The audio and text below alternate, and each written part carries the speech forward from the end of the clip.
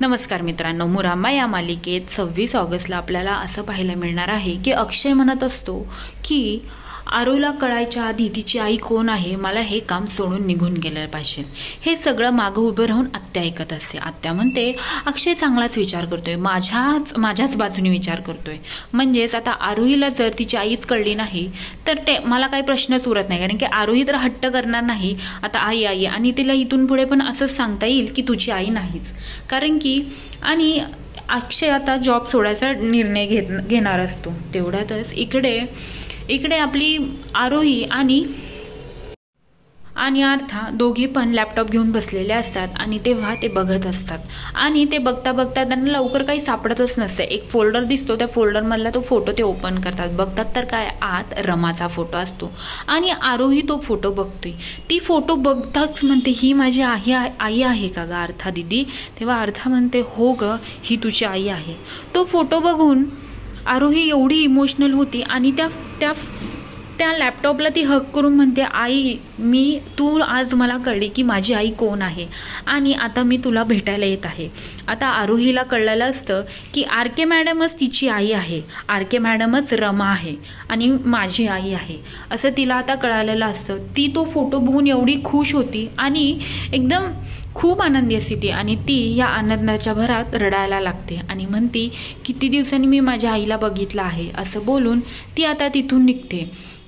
तिथून निघून ती डायरेक्ट रमाकडे येते, रमाच्या घरी येते आणि बाहेर उभी राहून मोठ्याने आवाज देते आई असं बोलून ती मोठ्याने बोलते. हे ऐकते रमा बाहेर पळत येते. बघते तर काय, आरोही आलेली असते आणि रमाही बाहेर जाते. तिला बघून रमाही खूप इमोशनल झालेली असते. तेव्हा आरोही तिला म्हणते आई मला कळालं आहे की माझी खरी आई तूच आहेस असं बोलल्यानंतर ना रमाकडे काही शब्दच नसतात. रमा गप्प उभी असते. डायरेक्टली रमा तिच्यापाशी जाते आणि तिच्या पुढे गुडघ्यावर बसते आणि तिला हक करते.